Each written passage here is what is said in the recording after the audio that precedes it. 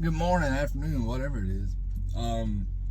We'll spend this time, take opportunity to answer a couple questions. That's what we're gonna do. We're gonna cover some stuff. I had some really good comments over the last few days, and I wanna cover it. That way we all on the same page. I can't remember what the guy's name is. It begins with War. You know, he left a comment on the AVW video about 62 not really being a problem with MagnaCut, but it was advertised at 63 to 65. Let's talk about my machine for a second. A machine I got the same one Larry Thomas uses, and you're gonna find that same machine in a lot of different shops across the knife community. Brian from Transparent Knives has a Grizzly. His is also a HR 150A as far as I understand, and Jed Hornbeck's is as well. So they got the same machine. Me and Larry got the same machine. All four of us got the same machine. The problem is there's 12 different kind of indenters that you can buy, maybe more. I've at least found 12 different types of indenters that you can purchase, and all those have a different variable. You can spend $30 on an indenter. You can spend $300 on an indenter. Those be production indenters. You also have niche people that make indenters, machine shops that make indenters that are supposed to be a little bit more accurate. I believe, listen, as far as talking about the accuracy of my machine specifically, if we keep it simple, 1.5 points variance. You know, it's possible it reaches 63.5. If it reads 62, it's quite possible that we send it off to somebody else and it reaches 63.5. That's so please, yes, don't he mentioned something and he said that's if we, trust your numbers. Don't trust my numbers to be the gospel. You can trust my numbers to be non-nefarious. I'm not gonna go out of my way to make something look good or bad, but what I'm saying is, like, no, you need more references. I wish more people was doing it. I know there are other people that you'll see with a heat treat machine. Like, I got the same machine also as Big Brown Bear. So like Sean is using a HR 150A that looks like it's very similar to mine. Very similar as in exact. So like me and Sean and Laren all got the same machine. It's about a $1,600 machine, and it is generic. And what I mean by generic is they're making a buttload of these machines, and they sell them to other companies, and other companies put their brands on them. So you got MSC, not Mixed Rider Customs. It's a machining business. I think out of Chicago. You got the place that I bought mine from out of Indianapolis. You got Grizzly out of St. Louis, Missouri. So the thing is, man, is you can't trust one number. Let's say we all had the same exact machine and we all had the same exact indenter. There's still a variable. The temperature in the room is a variable. There's so many variables to these machines. Never take one machine as gospel. If anybody says my machine is telling you the exact HRC of this knife, they are a fucking liar. You know what I'm saying? And like, that's just how it is, man. There is no there's too many variables. There's way too many variables. Like, and if you don't take all those variables into consideration, even if you take all those variables into consideration, the machine is still only guaranteeing you within a point and a half. So if all the variables are lined up, if it's 70 degrees inside the room, if the block is 70 degrees, see, if it's 70 degrees inside the room, the block could still be 65 degrees. So when you go to calibrate that machine, it's not the right temperature. It may read half a point hard or soft. If it's 72, 73 degrees, it might read a little different. I don't know how sensitive that is to the variable. But what I'm saying is there are variables, and like, don't let anybody ever tell you anything different. My numbers they absolutely should not be considered the gospel. So don't do that. Now, if you don't trust me, as far as like you think I'm playing with the machine to make it read harder or softer to make a company look better or worse, I ain't gonna do that. But I can't prove that to you, and I'm not gonna try to. I'm getting a lot of requests in. We'll move on from that. We're gonna go to the second part. Is we're getting a lot of requests in to do knives that we've already done. And that's okay. I don't expect y'all to be able to keep up with all of it, but we're so early in the game that this stuff should be fairly easy to find right now. We do have a playlist that you can find in our channel, and it'll be less videos you have to scroll through. But there's only been a few videos that we've released that ain't got nothing to do with this stuff since we started doing this stuff. So like, really, you go to the latest and just start scrolling down, you might be able to find what you're looking for. We're getting a lot of requests for MagnaCut. MagnaCut is not a steel that I hunt down. If I get a knife in MagnaCut, cool, it's fine. I'm excited about it, about as much as I'm excited about it being Rex 45. I mean, Rex 45 actually excites me a lot more. That's more my type of steel, you know. Like people are like, it ain't stainless. That's okay, man. I've been carrying mine for like 6 weeks and it ain't got a bit of rust on it, you know. MagnaCut doesn't excite me, so I'm not. What I want to let you know, man, is if anybody wants to send anything in, then they can. You can send in whatever you want. I'll test it. But MagnaCut is not a steel that I'm going to actively try to hunt down because I don't feel like it's any more special than anything else. It's a great steel. It's a great steel for stainless steel. I'm a carbon steel guy. I'm a tool steel guy. I prefer D2 over MagnaCut any day of the week. That's just how I am, man. You know, like I've had really good luck with well heat treated D2, and I don't see any reason personally to for me to have to carry MagnaCut. If I was diving in the sea in salt, then I would have a MagnaCut knife. All that, to me, it's a specialty steel. It's one of the highest corrosion resistant steels that you can purchase. That's the reason for it for me. Like edge retention, people will talk about like it gets really good edge retention if it's heat treated at a certain point.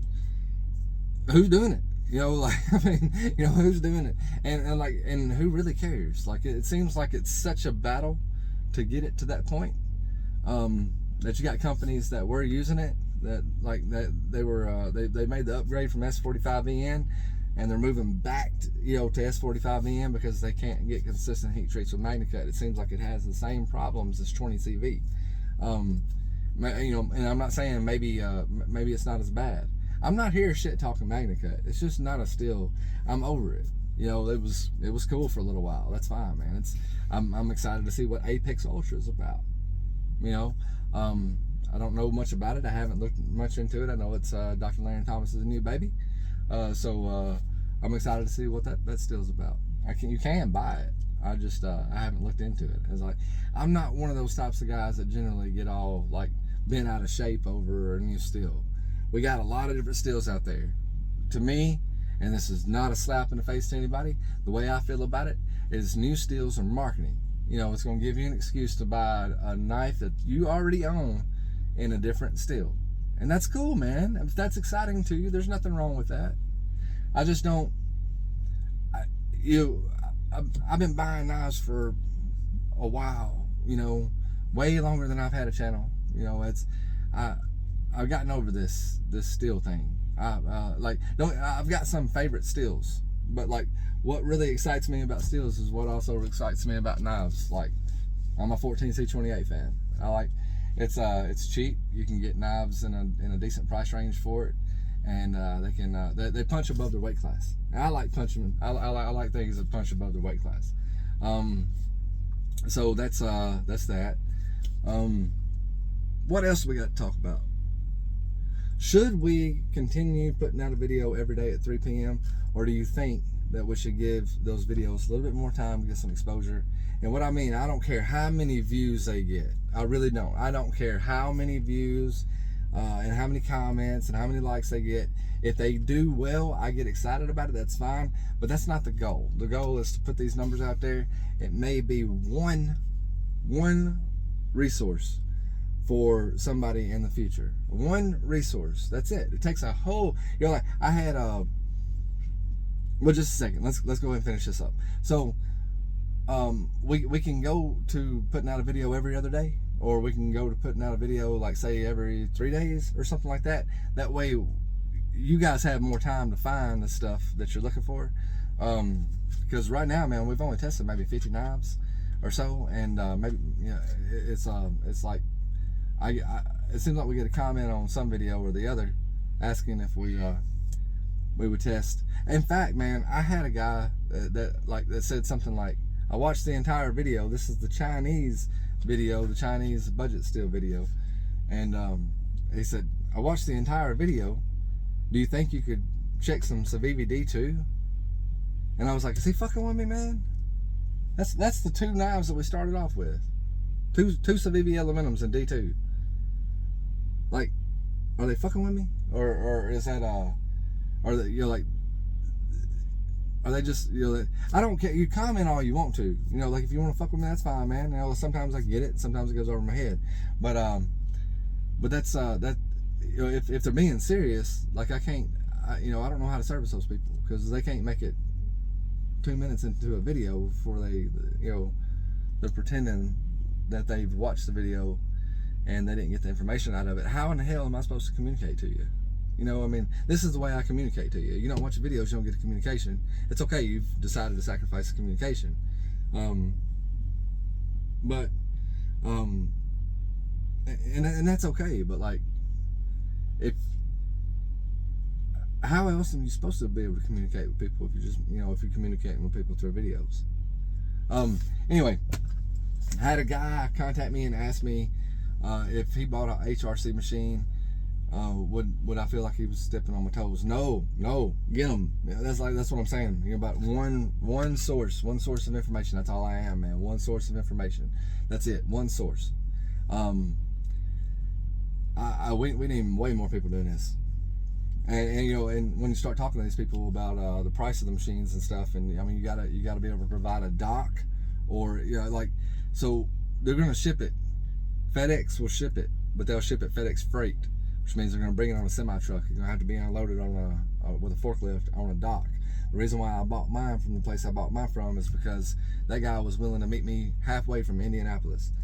So we met in Evansville, which was about halfway. It was about 20 minutes in my favor, or 20 minutes in his favor, something like that.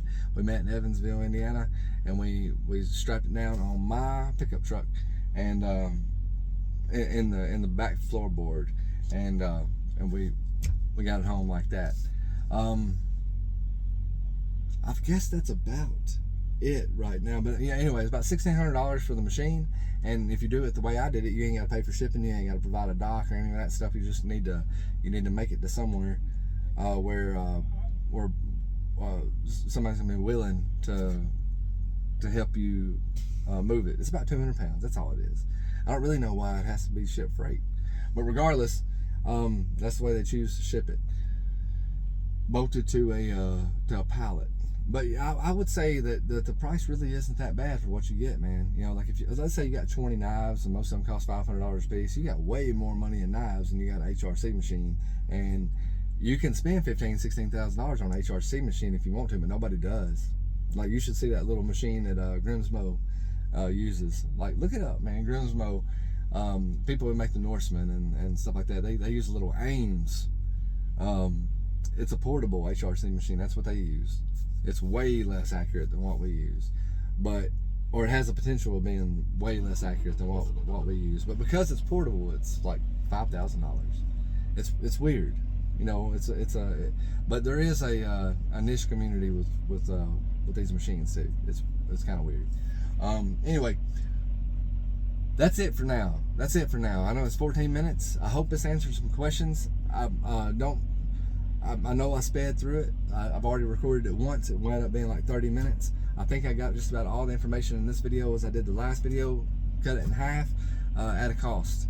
Talking fast, and it may seem like I'm pissed off. I'm not pissed off. I'm not pissed off at all. I just wanted to get the information out there. So, like, hopefully this answers some questions. Thank you for all the questions. Thanks for all the suggestions, whether they've already been done or not. Like I said, I don't expect you guys to be able to keep up with everything. But if we're having a problem already finding it, imagine what's going to happen when we get 500 knives tested under our belts. You know what I mean? Like, it's going to be real hard to be able to keep up with it. But you guys have a good one. It's over with. We'll catch you on the flip side.